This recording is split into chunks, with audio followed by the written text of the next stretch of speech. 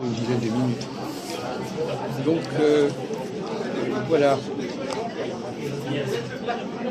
J'ai parlé avec lui hier. Je vous ai interrogé sur. Vous ne vous intéressez pas spécialement à l'astrologie, visiblement. Mais vous pensez que chaque année, il y a des choses importantes qui peuvent se produire. Que l'année est un cadre intéressant. Oui. Alors après, je ne sais pas si l'année, en tant que chiffre, est importante. Beaucoup de gens fonctionnent à partir de l'année. Voilà. C'est d'ailleurs une superstition qui continue à exister.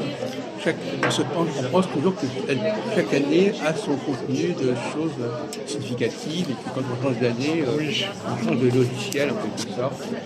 Oui, c'est ça. Après, vous avez donc illustré votre journal en étant l'année 2024, on verra. Spirituel, effectivement. Donc c'est quand même un cadre de pensée, un cadre de temps chronologique important pour notre. Au XXIe siècle, on continue à penser en termes d'années, en sachant que le changement d'année a évolué. Oui. Par exemple, au XVIe siècle, l'année commençait à Pâques. Absolument. On se rend compte, par exemple, avec les signes astrologiques chinois et autres, que les années sont très relatives en fonction oui, ça peut commencer en février. Elle a vraiment bien fêté la nouvelle année chinoise. Ouais. Et je pense que c'est une porte d'entrée. C'est simplement pour que tout le monde se pose les mêmes questions en même temps. Je pense que quelque part, on sait que le temps est relatif et que le 1er janvier, minuit 1, ne signifie pas forcément plus qu'autre chose. Mais par exemple, qu'est-ce que vous pensez comment, à votre avis, aujourd'hui, on structure le temps on structure le temps d'après les élections. Oui. On va dire, voilà, il y a eu des élections, il y en aura dans 5 ans, etc. Les Jeux Olympiques. Est-ce que vous croyez que c'est sérieux, cette façon de... Quel rapport au temps on devrait avoir, à votre avis, sur des bases plus sérieuses, plus scientifiques? Plus sérieuses et scientifiques, c'est une très bonne question. Les cycles naturels, j'imagine. On devrait se repérer sur des cycles naturels. Le printemps était le jour, la nuit, les saisons. Le printemps, c'était vraiment le début de terre. Oui. Le renouveau de la vie. Le renouveau de la vie, le moment de rebourgeonnement des arbres. Les Iraniens perses avec le rouge, ils ont maintenu le 21 mars. Voilà. Le printemps. Oui, c'est ça, c'est qu'à partir du moment où on fige dans le temps quelque chose, on impose la raison à la réalité, quoi. Au passage du temps naturel. Je trouve que c'est plus harmonieux le printemps en tant que renouveau de la vie. Toutes les fleurs, tout se remet, la sève remonte, etc. par rapport et c'est la nature qui décide quel jour. Pas la volonté humaine. Ouais. Mais la nature, bon, c'est bien de parler des saisons, bien sûr, mais est-ce qu'il n'y a pas d'autre cycle significatif que celui des saisons? Sans doute. Peut-être que vous pouvez me souffler. Dans votre journal de la source, est-ce qu'on envisage cette question comment le temps humain est structuré par exemple, dans la Bible, on parle des 7 vaches grasses et des 7 vaches maigres. Cette année, de cette année, vous pensez que c'est significatif d'aller de cette année en cette année? Je ne sais pas. Parce que là, on dit, par exemple, les élections, c'est tous les 5 ans, d'autres disent que c'est tous les 4 ans, d'autres disent que c'est... Autrefois, on avait le septennat pour la présidence, de politique. Je me demande comment ça fonctionne, tout ça, toutes ces catégories, ces classements de temps, de durée de temps. Je pense que chacun peut trouver peut-être des rythmes qui lui sont propres. Peut-être qu'en astrologie, on est capable aussi de voir certaines unités irréductibles qui fonctionnent et sur lesquelles il y a une certaine redondance chez les gens. Je crois savoir d'ailleurs qu'on peut calculer en fonction des événements qui nous arrivent dans la vie la distance qu'il y a entre chacun d'eux et en sortir quelques lois. Voilà. Après, moi personnellement, je ne sais pas à quel point. Je ne crois pas qu'il y ait une redondance absolue tous les 7 ans, par exemple. Peut-être que pendant une période de la vie, il se passe quelque chose tous les 7 ans, puis ensuite ça peut s'étaler un petit peu. Je ne l'ai pas vérifié moi-même, en tout cas. disons, au niveau du déplacement des planètes. Oui. Selon certaines planètes vont mettre 7 ans ou Voilà. 11 ans, etc. Oui. Point de vue planétaire. Oui. Mais le déplacement d'un signe à l'autre, Voilà, par ouais. exemple. Donc, Ouais. c'est un rythme. Il y a des rythmes, oui, Des bien rythmes sûr. différents. Voilà, qui ont des influences sur C'est l'homme. l'influence de quelle planète avec 7? Pardon? L'influence de quelle planète avec 7 dans le zodiaque? C'est Le Saturne, degré. normalement. Saturne. Voilà. Le cycle de Saturne est en 28 ans. Voilà. Si on divise par les 4 saisons, ça 4 donne fois 7. 7, 28. Voilà. Tout comme Donc, le cycle de la Lune est 28 jours, et si on divise par 4, Voilà. 4 semaines, 7. donc ce sont Le 7 d'autres est rythmes. très, très important. C'est ce qu'on appelle l'axe Lune-Saturne. La Lune a les mêmes chiffres que Saturne. D'accord, ouais. Alors ça pose une question de savoir l'origine du système solaire. Est-ce que le système solaire est quelque chose de naturel ou est-ce que c'est une sorte de langage qui a été élaboré par des dieux? En tout cas, il y a une magnifique cohérence, harmonie dans ce système-là. Donc on peut imaginer qu'il y a une loi derrière, en tout cas. Difficile à déchiffrer, mais on l'observe. Et il y a une régularité, il y a un rythme. Il y a même des gens qui ont mis des sons sur le rythme des planètes et ça donne des choses magnifiques. Bien au-delà de l'humain. Ah oui. Et je crois que vous êtes spécialiste dans justement l'étude des phénomènes terrestres et célestes. Il y a le problème du démiurge aussi. Est-ce que vous avez abordé la question du démiurge? C'est Platon, non? Oui. Le démiurge, c'est un dieu qui a organisé notre humanité, notre société. Bah, Jésus était démiurge aussi. Donc il n'y a pas que Platon, j'imagine. On peut retrouver ça dans différents... Il y a la gnose aussi. Oui. Et généralement, le démiurge est considéré comme un être malfaisant. C'est le problème. On travaille beaucoup sur le démiurge actuellement. D'accord. Donc, ce que je voulais dire, c'est que est-ce que le cosmos, c'est quelque chose qui s'est développé par hasard, comme ça, de façon sauvage, ou est-ce que c'est ce qu'on appelle le dessein intelligent? Est-ce que c'est une instance qui a élaboré un système pour organiser la vie des hommes? Est-ce que vous pensez que la vie des hommes, la vie des sociétés, est le résultat d'un plan divin? Oui, moi je pense. Je pense qu'il y a une Divin qui a force... été établi à destination des humains. Ah, pas que les humains, non. Je pense qu'on est un épiphénomène de l'énergie originelle, quoi. D'accord. Je pense que... Oui, donc c'est ça. Ce sont les deux positions. Soit l'énergie originelle, soit celle du démiurge. Voilà. Moi, je suis plutôt du côté du démiurge. L'énergie originelle, c'est le Dieu premier, c'est le premier mobile, celui où tout est sorti. Et beaucoup de gens fonctionnent comme ça, même dans les religions chrétiennes aussi. On a tendance à voir l'énergie originelle. Oui. Mais il y a une autre. Les astrologues, eux, au contraire, enfin moi je le vois comme ça, eux ils pensent qu'au contraire c'est quelque chose qui a été élaboré beaucoup plus tard et qui a été structuré par des intelligences. Mais à partir de quel substrat? À partir de quoi? Ils sont arrivés comment? C'est déjà. Mais comment est arrivé le démiurge? Quelle est l'origine ou la source du démiurge? Le démiurge, nous sommes des démiurges aussi, quelque part. Donc, quand un être est résultat d'une évolution, à un moment donné, il peut lui-même créer quelque chose.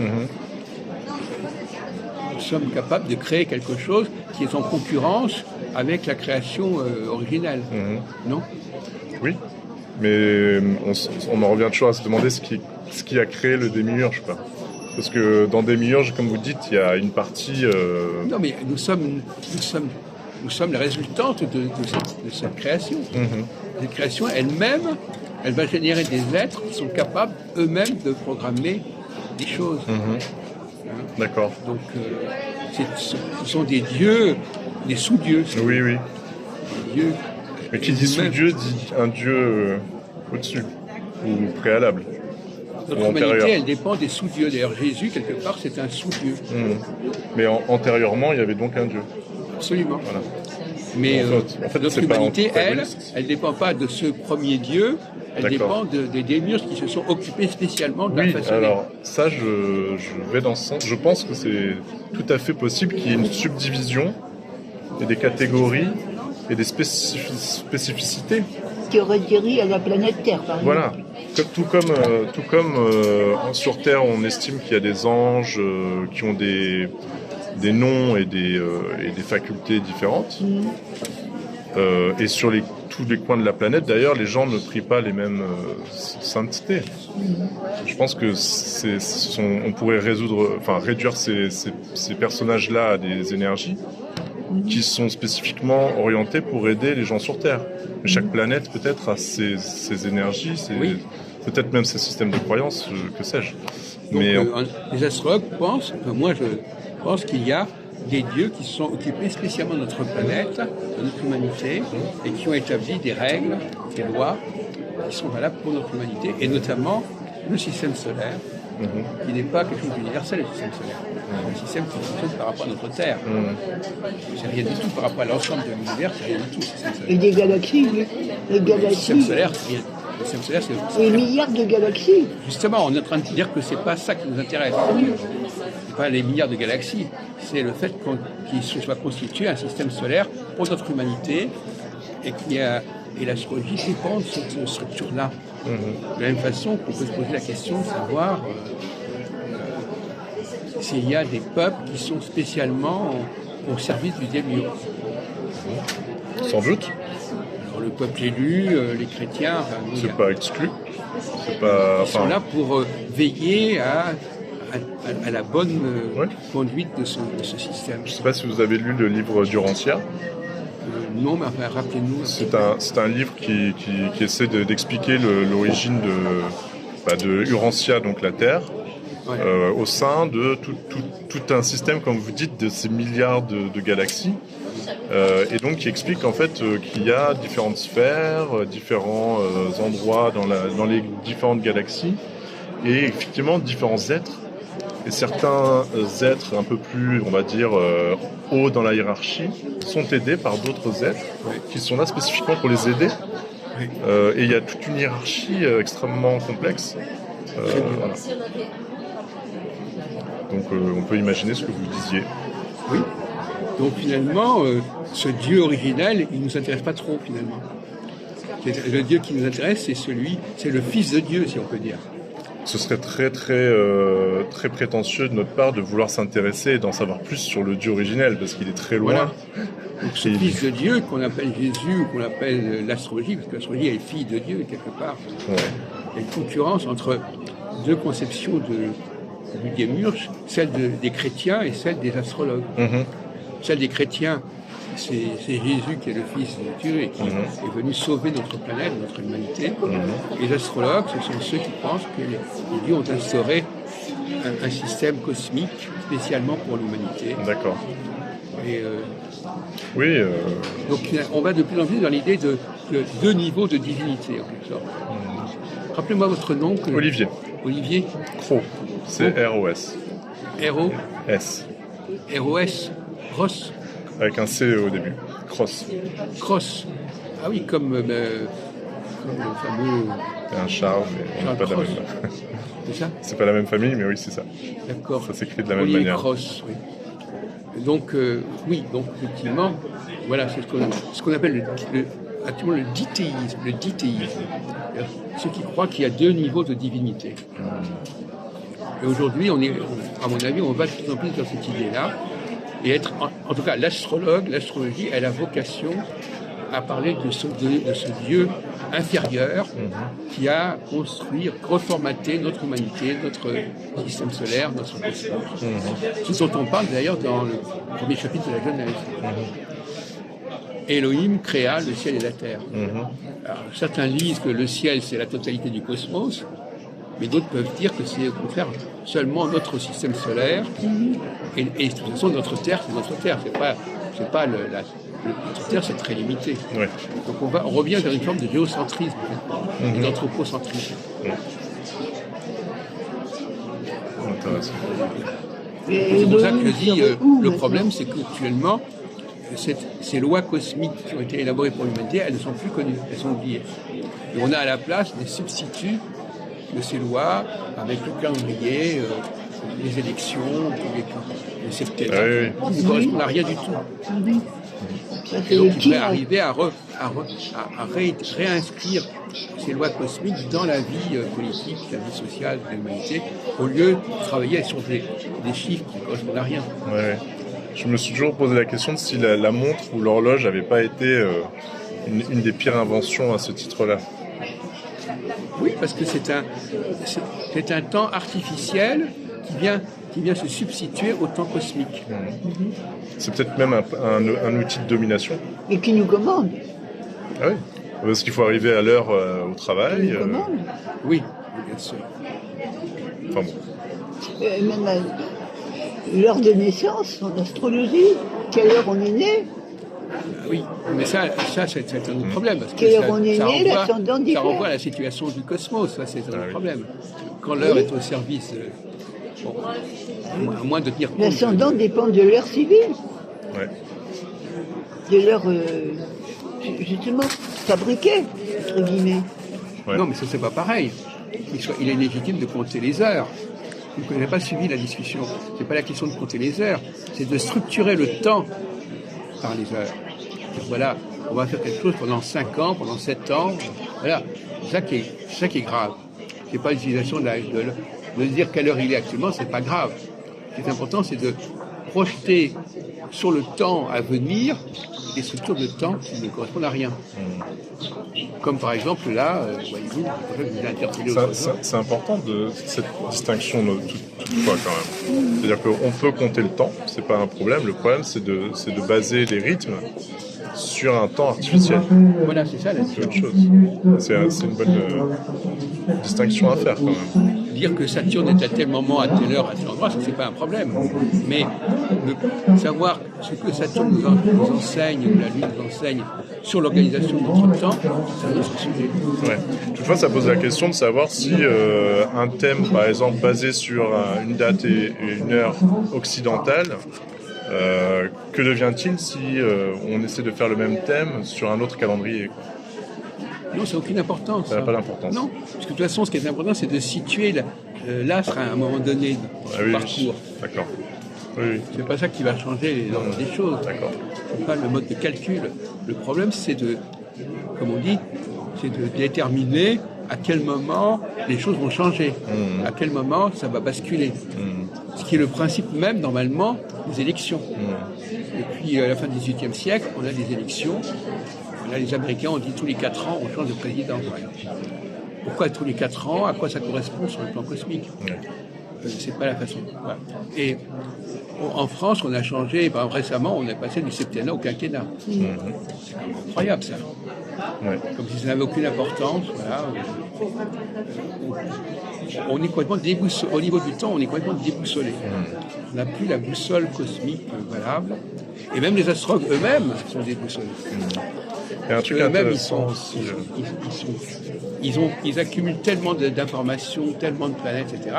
C'est un véritable fouillis. Ouais. Je ne sais pas si vous avez noté dans les récentes évolutions technologiques, récentes et pas récentes d'ailleurs, on peut faire une frise sur 100 ans. Oui. On se rend compte que les révolutions technologiques se sont accélérées de manière quasi exponentielle ces dernières décennies.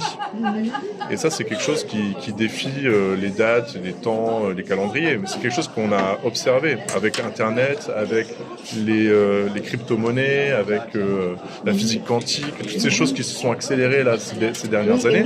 C'est quelque chose de très important. Je ne sais pas si en astrologie, il y a quelque chose qui traduit cette accélération? Alors, bon, si vous voulez, le problème, c'est de savoir de quoi parle l'astrologie. À mon avis, l'astrologie nous parle essentiellement de la gauche et de la droite. C'est pas... Est-ce qu'il y a deux façons de fonctionner dans la société? S'il y a une alternance politique, cette alternance, elle correspond à quoi? Est-ce qu'il y a quel changement fondamental, quelle alternance fondamentale d'activité a lieu sur la planète? Alors moi j'ai tendance à dire qu'il y a les phases équinoxiales, il y a la mentalité et la tonalité du printemps, d'accord, oui, et la tonalité de l'été et de l'hiver. Oui. Donc ça, si on développe ça sur le plan psychologique, ça veut dire, par exemple, il y a soit on revient au temps voulu par les dieux, soit on s'en éloigne. Et c'est normal. C'est-à-dire qu'il y a un temps où l'homme revient à un état antérieur. Il y a un temps où on respecte l'ordre divin, et un temps où on dit qu'il y a une humanité qui est antérieure, il faut revenir à cet état. Donc on est tout le temps en train d'avancer, de reculer. Par exemple, pour la gauche, à mon avis, correspond au respect du plan divin, parce qu'elle divise, elle distingue les choses, et la droite, elle veut unifier. Le processus d'unification, la nation, voilà, c'est un ensemble de choses d'un seul tenant. Ça, c'est un fantasme de l'humanité ancienne. On pourrait prendre le référentiel anglo-saxon aussi avec les progressistes et les conservateurs. Oui, bien sûr, absolument. D'ailleurs, on a besoin d'un système binaire, de toute façon, au niveau politique. Parce que si on ne sait pas, si on n'a pas conscience de l'alternance, aujourd'hui, par exemple, les gens ne savent même plus exactement qu'est-ce qu'on peut faire alterner. Voilà, ils ne savent plus quels sont les enjeux ils ne connaissent même plus les enjeux électoraux véritablement.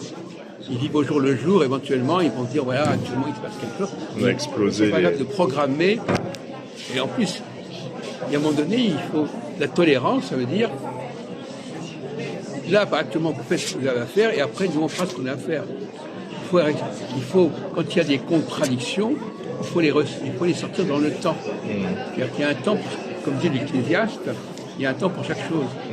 Donc il y a un temps pour respecter les divisions fondamentales, et il y a un temps où l'homme peut s'amuser à inventer des systèmes.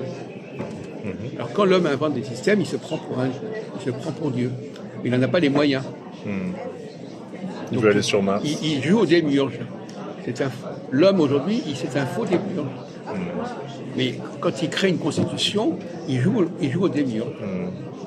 Il dit voilà, je vais organiser le temps, ma façon, je vais dire terminer, etc. Et ce temps-là, soit la 5e République ou la République, la Constitution américaine, c'est un temps qui n'est pas le temps cosmique voulu par les dieux. Donc vous avez 3 niveaux. Le dieu originel, le dieu démiurge, et puis l'homme lui-même qui joue au démiurge. C'est trois instances qui se superposent. Avec une qualité qui se dégrade à chaque niveau. Et qui va quand même sur la Lune. Qui essaye d'y retourner. Non, il est quand même allé. Oui. Aller-retour. Aller-retour. Et qui essaie d'aller sur Mars. Non, mais... Mais c'est quand même surprenant, ce petit bonhomme. Ouais. Dans le temps, alors les astrologues, eux, ils ont encore un autre temps. Parce que les astrologues, actuellement, ils sont... Enfin, moi, je ne suis pas du tout d'accord avec eux. Ils inventent des temps à leur façon aussi.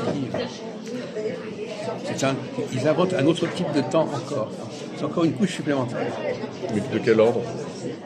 Oh ben, elle connaît bien, parce que c'est l'astrologie traditionnelle.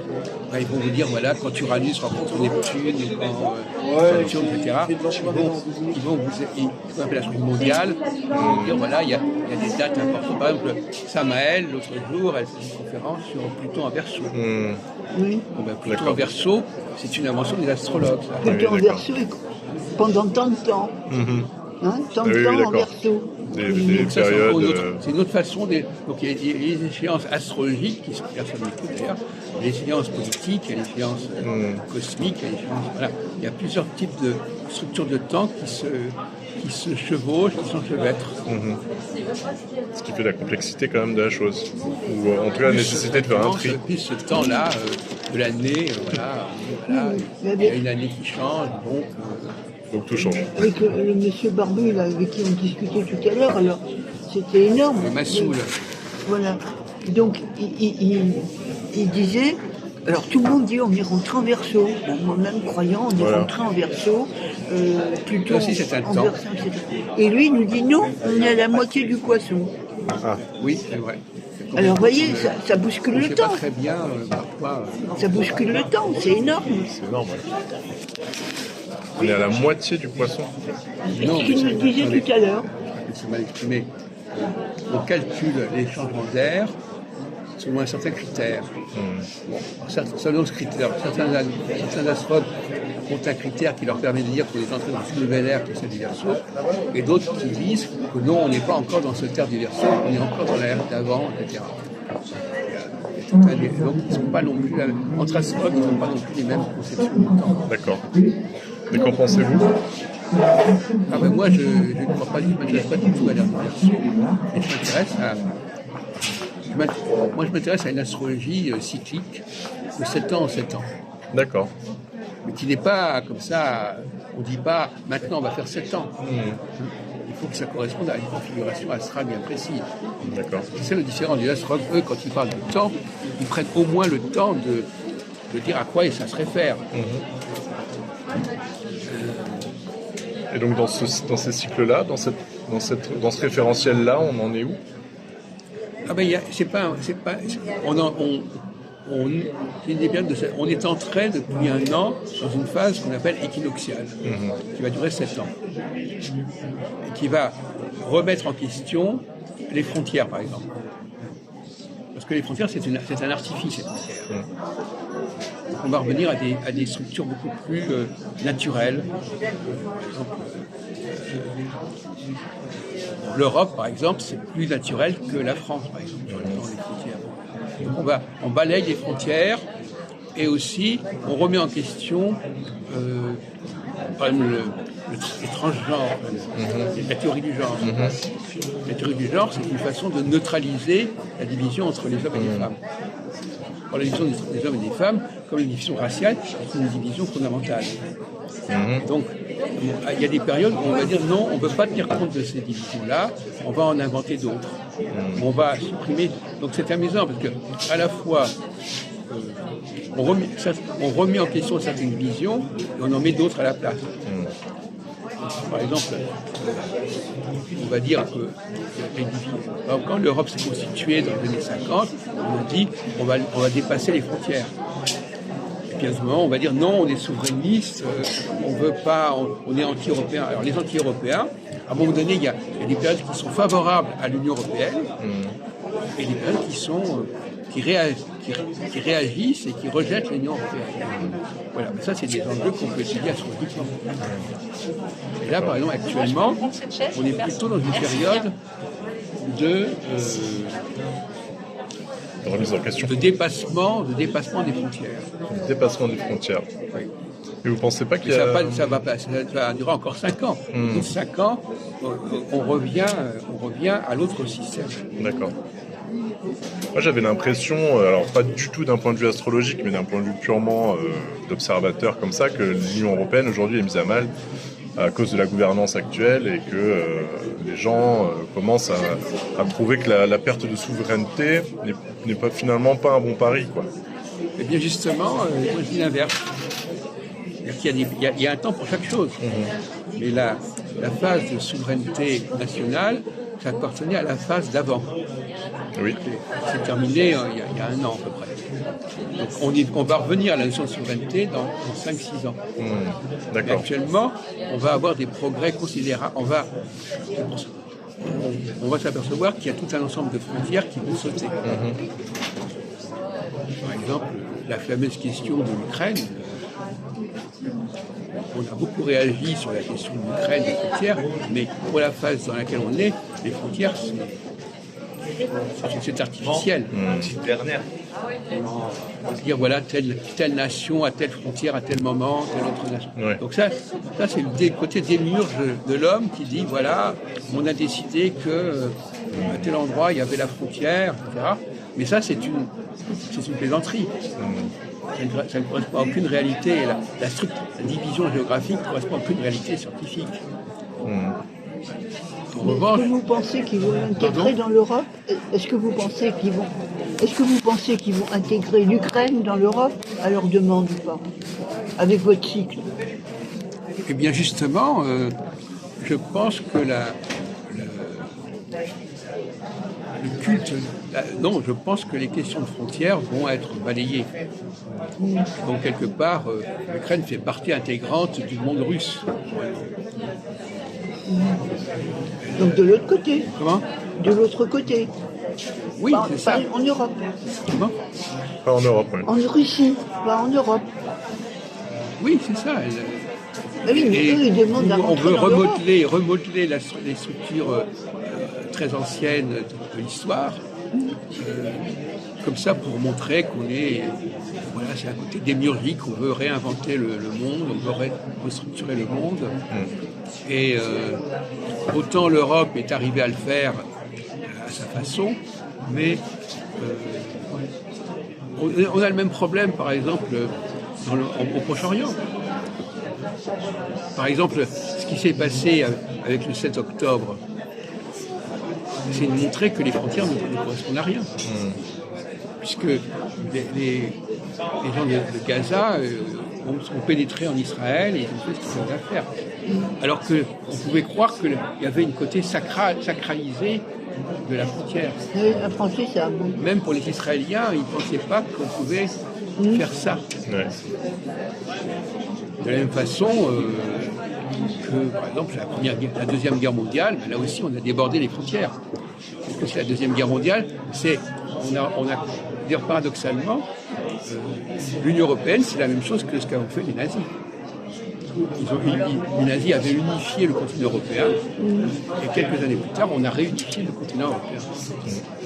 Quelque part de là, toute considération idéologique, il y a des moments où les divisions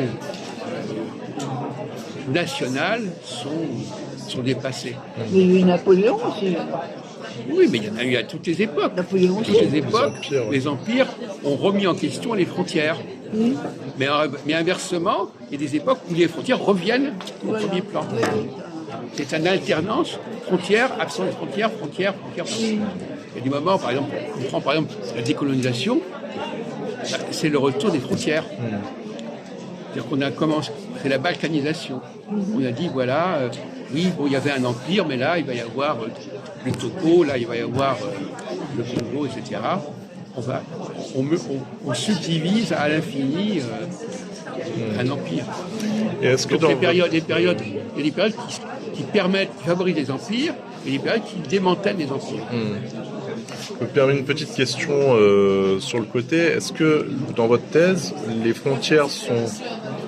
Votre conception, elle se borne aux frontières physiques, géographiques, ou est-ce qu'il y a aussi un dépassement des frontières d'un point de vue métaphysique? Oui, on peut l'imaginer.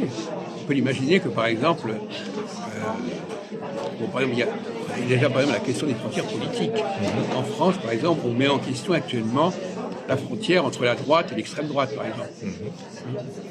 Donc, ça veut dire qu'il y a des clivages comme ça qu'on va dépasser, probablement pendant une certaine période. Bon, mais ça peut être aussi sur le plan, si on prend le cas de l'astrologie, par exemple, vous pensez qu'il y avait une frontière en disant l'astrologie, c'est pas bon, c'est pas valable, etc.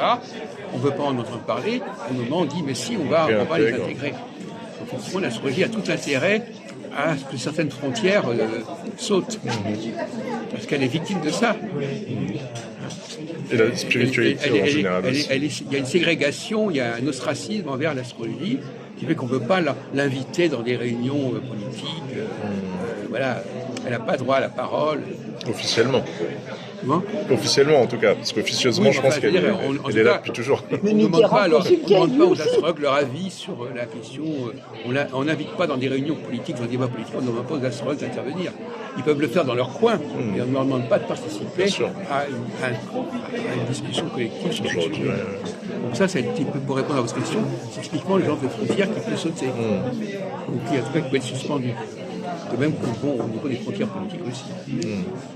Mais, par exemple, en 1938, les Nations Unies, on dit, voilà, ben là, ce qu'on avait inventé, la Tchécoslovaquie, tout ça, ce sont des constructions complètement artificielles. Et donc, ils ont redonné les Sudètes aux Allemands. C'est-à-dire qu'il y a il y a tout un ensemble de constructions, les constructions que les hommes inventent, il y a un temps pour que ça marche. On laisse aux hommes essayer d'inventer ce qu'ils veulent. Et puis à un autre moment, on dit non, c'est terminé, maintenant on va revenir à des choses plus structurées, plus scientifiques. Et ça continue comme ça. Voilà les enjeux. Et à mon avis, la droite correspond plus à cette volonté d'inventer le monde à sa façon. Dire voilà, par exemple, tous les gens qui vivent dans un certain pays, ils font partie de ce pays, ils sont des citoyens de ce pays. Quoi qu'il arrive, on peut comme ça, créer des fausses appartenances, par exemple. Et à un autre moment, on dit non. Par exemple, si on prend par exemple la question raciale ou la question de sexe, on peut en parler. Il y a on dit oui, le fait d'être un homme ou une femme n'est pas important. C'est typiquement un discours de droite. Alors que moi je dis toujours la gauche, elle divise. Il y a la division du travail, il y a la lutte des classes. On a conscience qu'il y a un certain nombre de structures qui sont complémentaires, mais qui ne sont pas identiques. C'est marrant parce que moi j'avais plutôt l'impression inverse, que la gauche était plus ouverte au mélange, au mariage pour tous, tout ça, et que la droite était plus de par son origine un petit peu catho, était un peu plus résistante à ces évolutions. Il y a des fausses conceptions de la droite et de la gauche. Ah, oui, d'accord. Ce sont des gens ont des idées assez fumeuses sur ces questions de droite et de gauche. Mais en réalité, la droite, elle va unifier ce qui est différent. Donc elle va vouloir considérer que ce qu'on appelle elle a une position spatiale, la droite. Voilà. Il y a un espace, et dans cet espace, il faut que tout le monde soit à peu près sur la même longueur d'onde. La gauche, au contraire, elle va dire il y a une histoire, il y a des origines.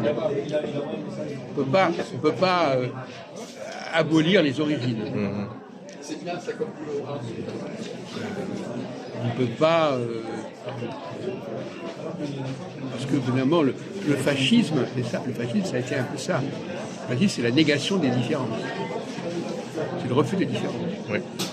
Alors, la question, c'est de savoir, on répond à votre question, est-ce que la gauche reconnaît les différences de sexe, de race, de statut, et la droite les nie. Voilà. Et je ne suis pas surpris par votre réaction parce que sur ce plan-là, il y a énormément de fausses représentations. Ça dépend sur quel plan on se positionne, effectivement. On peut voir la gauche comme... Oui, mais si on prend l'homosexualité, homosexualité, lesbienne et autres, et le troisième genre, soi-disant, et ceux qui se font opérer, tout ça, c'est en grand chambardement à l'heure actuelle. Et la gauche est beaucoup plus ouverte à ces notions-là que la droite. La droite, elle continue à freiner ou à rejeter. Je n'ai pas très bien suivi ce qu'elle dit. Qu'est-ce qu'elle dit ? Bien que tous les changements culturels qu'on observe aujourd'hui en termes de sexe et de questionnement sur les genres et tout ça, et sont plus facilement acceptés à gauche aujourd'hui qu'à droite. C'est un peu ce que je disais tout à l'heure aussi. Non mais ça, bon, maintenant tout le monde peut raconter ce qu'il veut, etc. Non, justement, il y a des choses fondamentales que la gauche respecte et que la droite ne respecte pas. La droite va respecter, par exemple, le cadre national. Le mot national, ça veut bien dire ce que ça veut dire.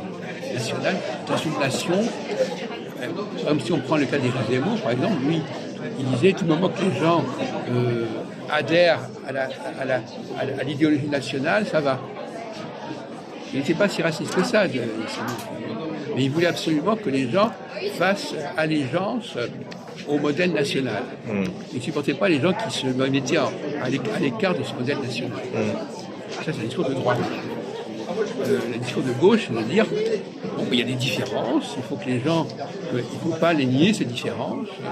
Ça correspond à des fonctions différentes éventuellement, à des rôles différents. Et c'est bien qu'on parle de ça parce qu'effectivement, c'est les deux problèmes.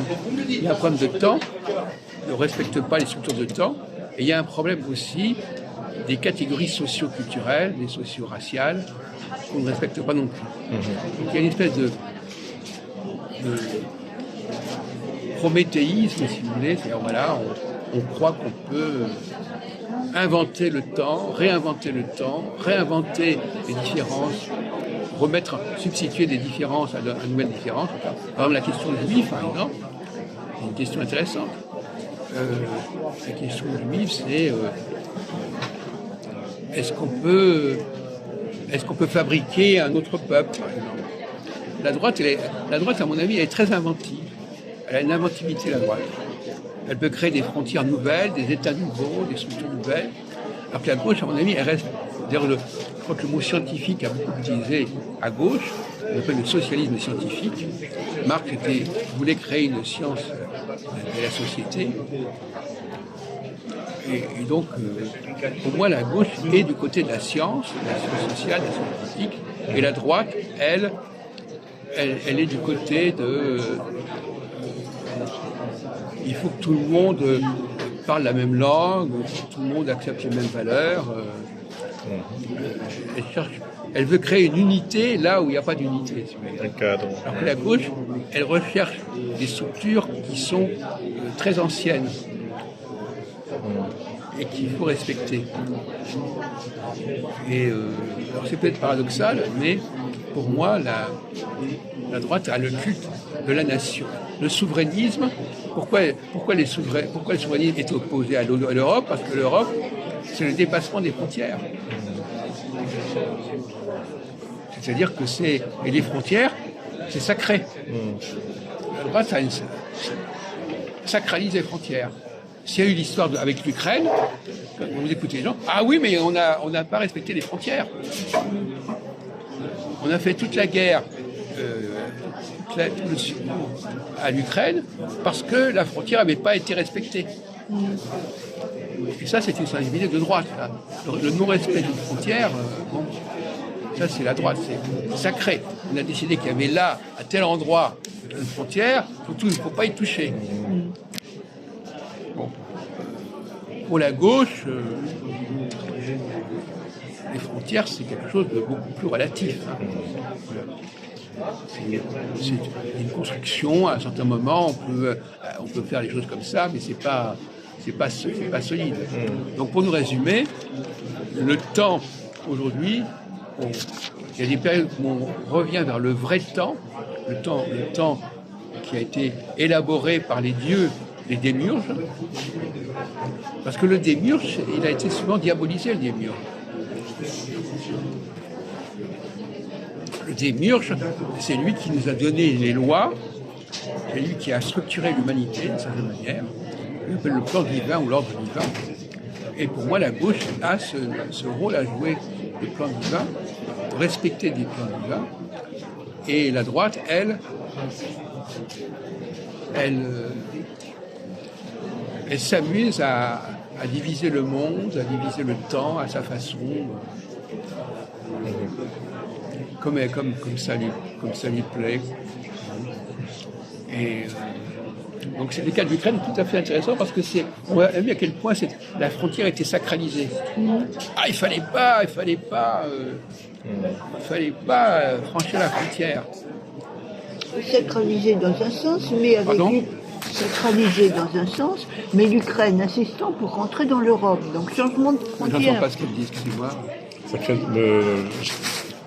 Sacralisé dans un sens, mais l'Ukraine est insistant et persistant pour rentrer dans l'Europe. Donc dans l'OTAN, ouais. Dans l'OTAN, pour changer de frontière. C'est plus les mêmes frontières si elle rentre. Oui. Alors après, je pense c'est ambigu. C'est de la politique après. Hein. Je pense que c'est plus petit encore que le débat sur les frontières. Mais moi, ce que je retiens de ce que vous dites, c'est que on a l'espace et le temps. le temps, vous prenez un retour à un temps naturel, créé par le démiurge, créé par la divinité, et l'espace également, un retour à un espace ouvert et non fermé autoritairement par l'esprit humain. C'est pour ça que je fais la différence entre les nations et les peuples. Les nations, c'est une notion de droite, et les peuples, c'est une notion de gauche. Souvent, on met les deux, on dit que c'est pareil, peuple, nation, etc. Oui, on mélange.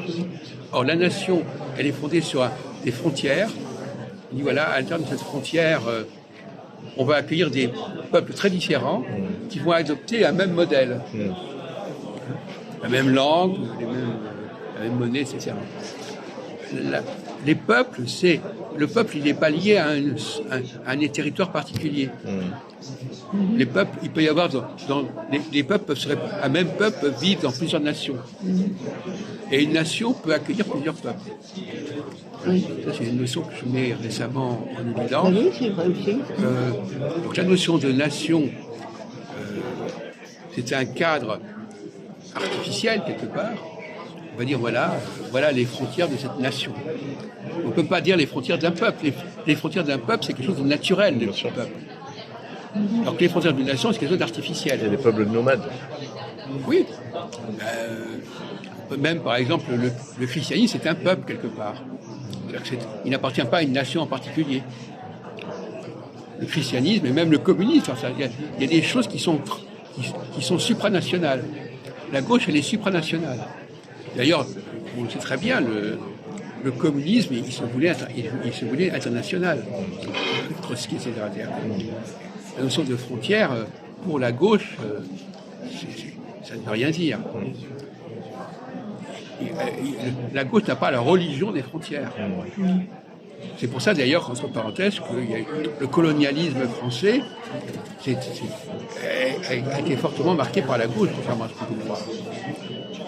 C'est-à-dire qu'on voulait dépasser.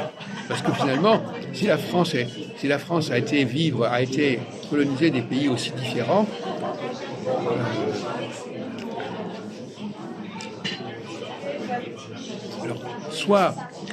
là je me suis peut-être mal exprimé, soit on va dire que le colonialisme est une construction où on veut intégrer, par exemple, le colonialisme c'est une notion assez compliquée à cerner en fait. Le colonialisme, c'est, par exemple, quand il y avait l'Algérie française, les gens disaient il faut garder l'Algérie, parce qu'elle a été intégrée juridiquement dans les systèmes français. Donc, quand il y a un élément juridique, la droite dit il faut préserver l'élément juridique. Elle a la religion du droit, la loi. La loi, c'est la baguette magique. Par exemple, je décide que ça sera comme ça, je décide que les élections auront lieu à ce moment-là, c'est du droit.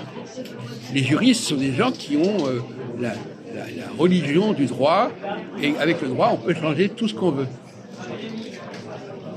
Et puis, il y a des gens qui disent, non, moi, le droit, ça ne m'intéresse pas. Ce qui m'intéresse, c'est les réalités ethnologiques, raciales, de sexe qui comptent.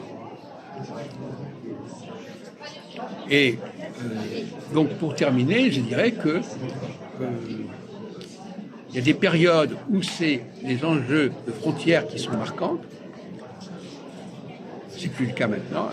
Et des périodes où ce sont les enjeux de race, par exemple, les enjeux de sexe, les enjeux de hiérarchie, parce qu'il y a aussi des hiérarchies naturelles qui vont l'emporter. Et donc, pour terminer, effectivement,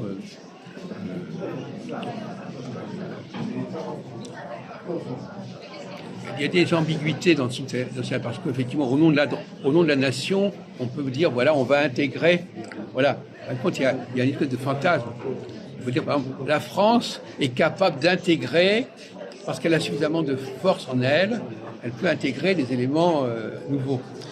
Ce qu'elle a fait avec l'Algérie. Alors là, effectivement, c'est un délire national. C'est un délire national. On va imposer les valeurs de la métropole au monde extérieur. Et inversement, pour la gauche, c'est des différences qui ne peuvent pas être abolies. Les différences de race ne peuvent pas être abolies, mais il faut les respecter. Alors moi, je suis d'accord, je suis conscient que sur ces questions qu'on vient d'aborder, aussi bien sur la question du temps que la question des divisions sociales, il y a énormément de confusion dans les esprits aujourd'hui. Je crois qu'on les crée un peu volontairement aussi, ces confusions, malheureusement.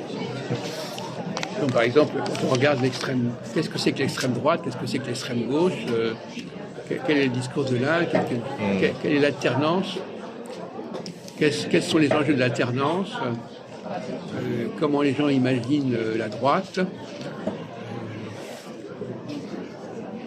Je pense que actuellement, vraiment ce qu'on dit, alors les gens emploient le mot droitisation, mais on ne sait même pas ce qu'ils veulent dire par là. Ouais. Aujourd'hui, on emploie des mots, on ne sait même plus ce que ça veut dire. On emploie des critères de temps, on dit voilà, 2027, ah oui, 2027, il va y avoir de nouvelles élections. Pourquoi 2027 ? Voilà, parce que ça a été fixé comme ça. Donc il y a beaucoup de notions d'espace et de temps. Le territoire national, le calendrier électoral, sont des notions qui sont finalement extrêmement abstraites, qui sont extrêmement artificielles. Et à un certain moment, l'humanité a besoin de revenir à des choses plus sérieuses, plus certaines. Ce besoin de revenir à des classifications, à des classements qui ont une réalité, une pesanteur historique plus forte, c'est à un moment donné, ça revient.